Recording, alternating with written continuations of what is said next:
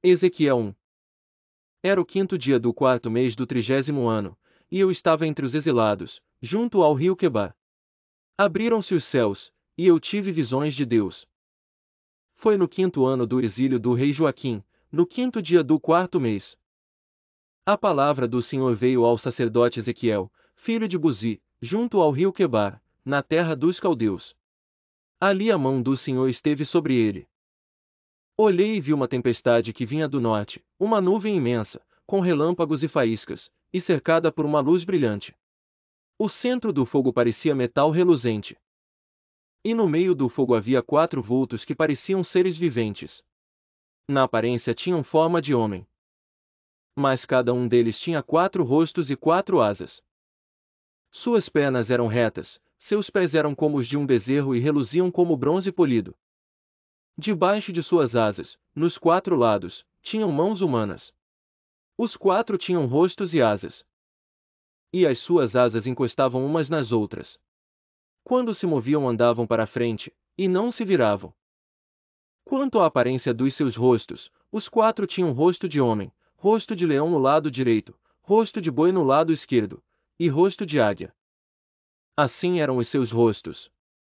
Suas asas estavam estendidas para cima, cada um deles tinha 2 asas que se encostavam na de outro ser vivente, de um lado e do outro, e 2 asas que cobriam os seus corpos. Cada um deles ia sempre para a frente.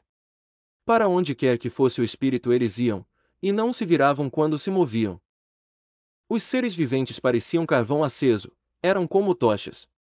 O fogo ia de um lado a outro entre os seres viventes, e do fogo saíam relâmpagos e faíscas. Os seres viventes iam e vinham como relâmpagos.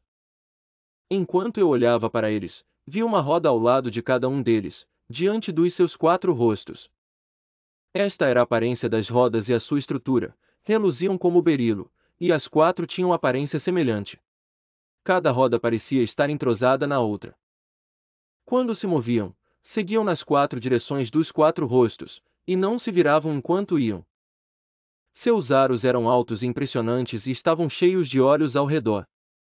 Quando os seres viventes se moviam, as rodas ao seu lado se moviam, e, quando se elevavam do chão, as rodas também se elevavam. Para onde quer que o espírito fosse, os seres viventes iam, e as rodas os seguiam, porque o mesmo espírito estava nelas. Quando os seres viventes se moviam, elas também se moviam, quando eles ficavam imóveis, elas também ficavam, e quando os seres viventes se elevavam do chão, as rodas também se elevavam com eles, porque o mesmo espírito deles estava nelas. Acima das cabeças dos seres viventes estava o que parecia uma abóbada, reluzente como gelo, e impressionante. Debaixo dela cada ser vivente estendia 2 asas ao que lhe estava mais próximo, e com as outras 2 asas cobria o corpo. Ouvi o ruído de suas asas quando voavam. Parecia o ruído de muitas águas, parecia a voz do Todo-Poderoso. Era um ruído estrondoso, como o de um exército. Quando paravam, fechavam as asas. Então veio uma voz de cima da abóbada sobre as suas cabeças, enquanto eles ficavam de asas fechadas.